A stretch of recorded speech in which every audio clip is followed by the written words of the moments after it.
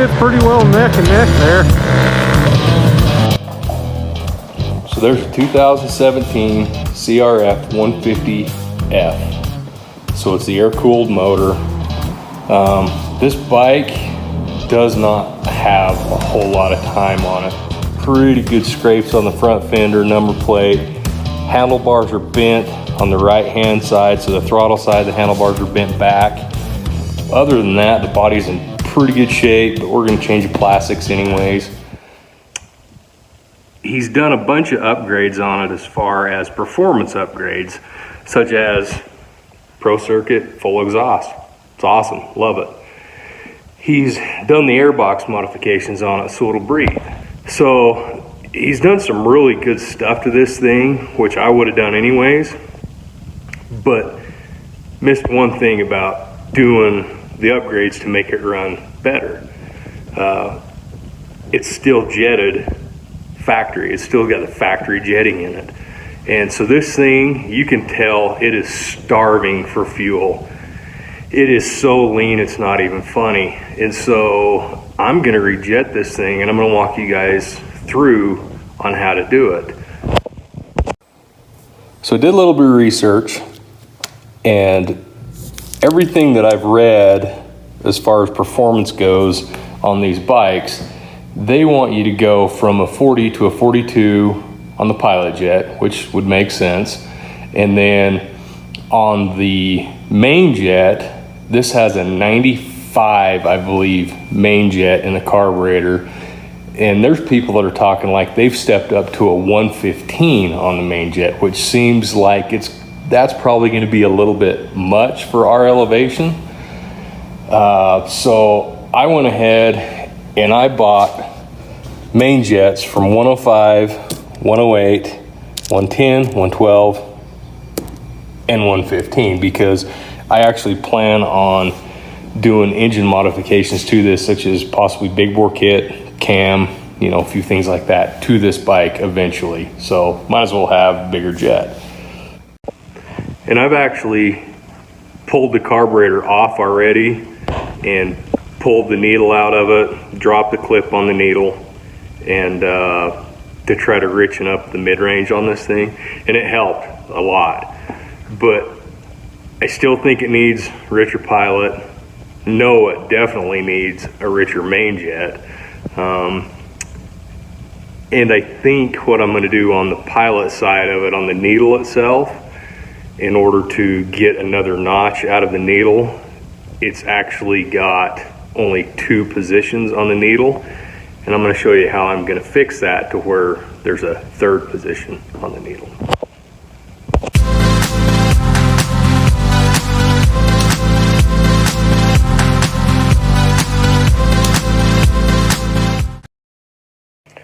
So I got the carburetor tore apart off the bike, and this is a really simple upgrade to do. I mean, it literally takes a 7mm, an 8mm, and a Phillips head to get inside the carburetor. And all you're gonna need to do is hold that main jet body with the 7, pop that out with the 6. That's your main jet right there. Like I said, this one is a 95, and I believe I'm actually gonna start with a 110 or a 112. I'm not sure. You always want to start, fairly mellow. You don't want to go too much. I mean, it's not going to hurt anything if you're over fueling it, but you're just going to have to pull it apart and do it. And the good thing about these carburetors is if you're just doing the main jet, you can do them with them on the bike. So that 17mm nut right there on the bottom of the bowl, drain the fuel, run it out of fuel, whatever, pull that out, and you can reach up in there with a socket. So it's pretty easy to change on the machine. So not a huge thing, but I'm gonna go ahead and pull the pilot out of it, put the new 42 in it, and call it good.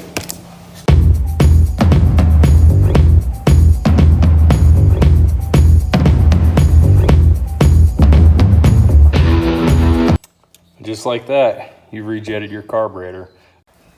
All right, so I got the carb all back on this thing and ended up with the 110 main jet in this thing. And let me tell you what, it's funny. This thing was super cold-blooded starting when it was cold. With that other pilot jet in it, I mean, it lit up not even a half a revolution.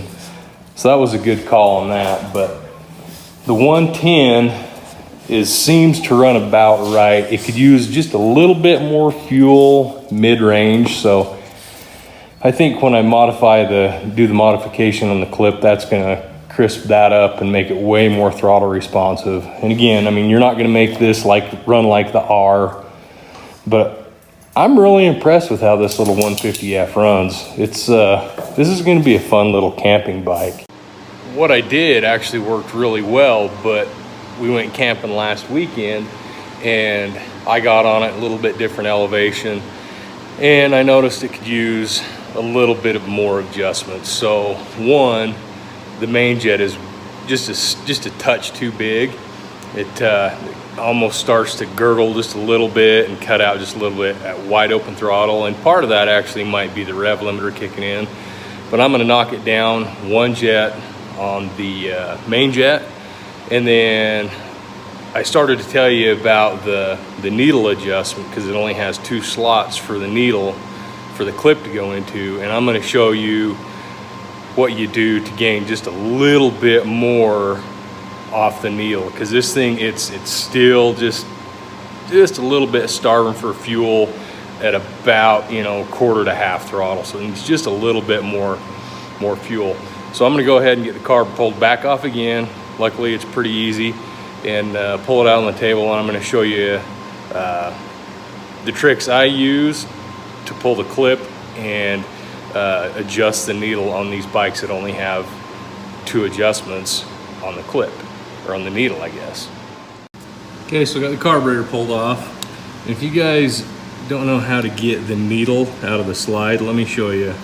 You just grab the spring right here, you grab the slide, and you push the spring up into your left hand, and then you take the cable, you push it down through right there, and then you don't do that and shoot the spring across the shop. But if you do, it's not a big deal. Just set the spring right there. And then if you look down inside of there, there's the top of the needle with the clip and the retainer in there. And you can either push it back, pop the retainer out, and then pull the clip and the needle out. All right, so this is a really surefire way to get the clip off of there without losing the clip from the needle. So you don't always have to do this, but once you kind of figure it out, it helps. So what I would suggest is you take a piece of 2-inch masking tape. You take the masking tape and you put over the closed end of the clip like that, and press it onto the needle and onto the clip. And then you put the open end of the clip down on a microfiber cloth, and you get right behind the clip and just push, and you'll hear it kind of click, snap. And you leave the tape like that, then you just pop it off of the clip. Pop the clip off of the needle. And then that leaves the clip on the tape, and you don't lose the clip. And then when you go to put it back on, start it onto the needle, put the closed side down, and then just push. And you'll hear it snap back on, and you're good to go.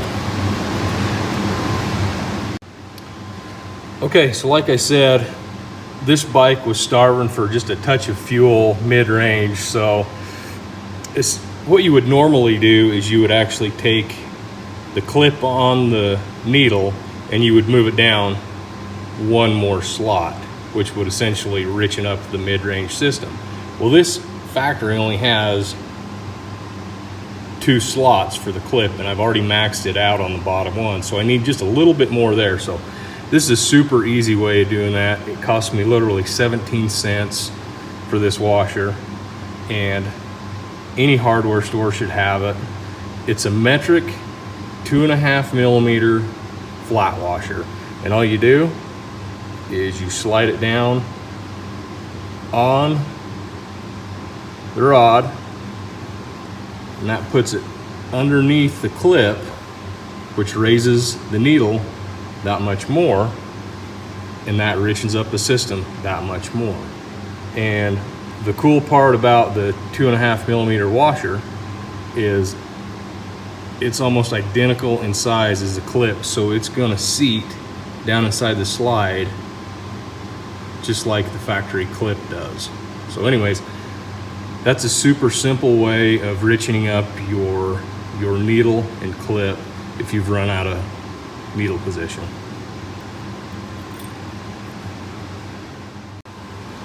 So I ended up having a 110 as the final main jet before I went on our camping trip, and I've got a 108 right here and a 105, and I think I'm gonna go down to a 108 instead of jump down to the 105, because these are pretty simple to change. I actually changed this on the bike, and it wasn't that bad, it just wasn't perfect. So I'm gonna go with the 108 and give that a shot, and I think that's gonna probably do it, especially where I'm richening up the mid-range.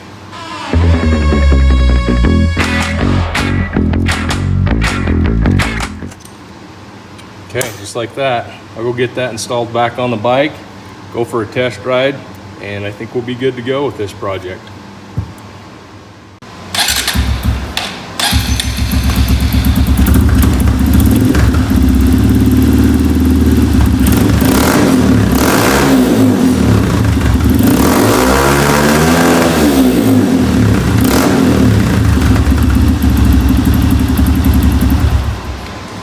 That sounds pretty good for just sitting on the stand. Kind of got a little gurgle on top end, but I think that's the rev limiter kind of somewhat kicking in. So I'm gonna let this thing down, we'll burn it down the street real quick and see where we're at.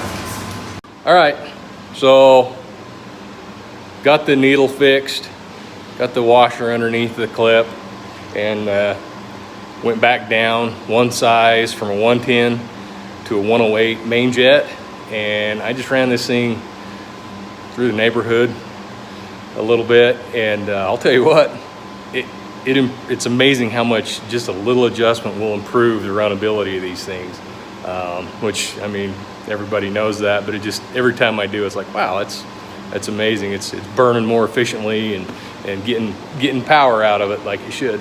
If you've got one and you've got any kind of exhaust or got the baffle knocked out of it and got any of the airbox mods done to it, you won't be disappointed by doing this to this bike. It's, I mean, it's by all means not a race bike, but it's a strong running small bore trail woods bike. Okay, so we've got my buddy Steve, another Steve. We got actually got both Steves here. We got Steve Schubert and Mr. Crane. There's Mr. Crane, Steve Crane. There's Mr. Steve Schubert. And we have his wife's 2004 CRF 150 in it, and we are gonna rejet it like I did on my wife's 150 to see if we can get some more power out of this thing. So we got the carburetor off. We're gonna go ahead and pop the bowl off, pull the jets out of it, and see what we got as far as stock jetting.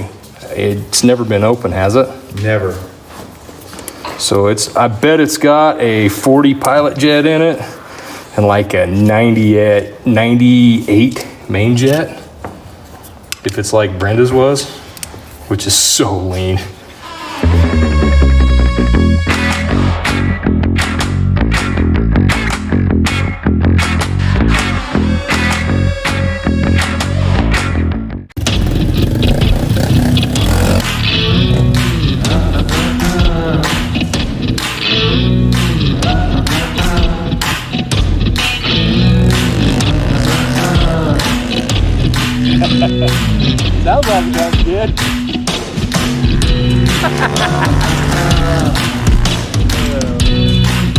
Better? Nice! Way better? Yeah. Amazing with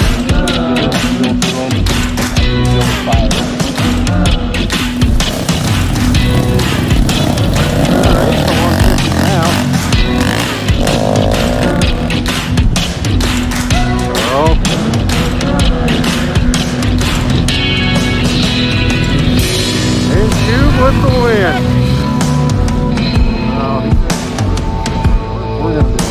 I'd say it's pretty well neck and neck there.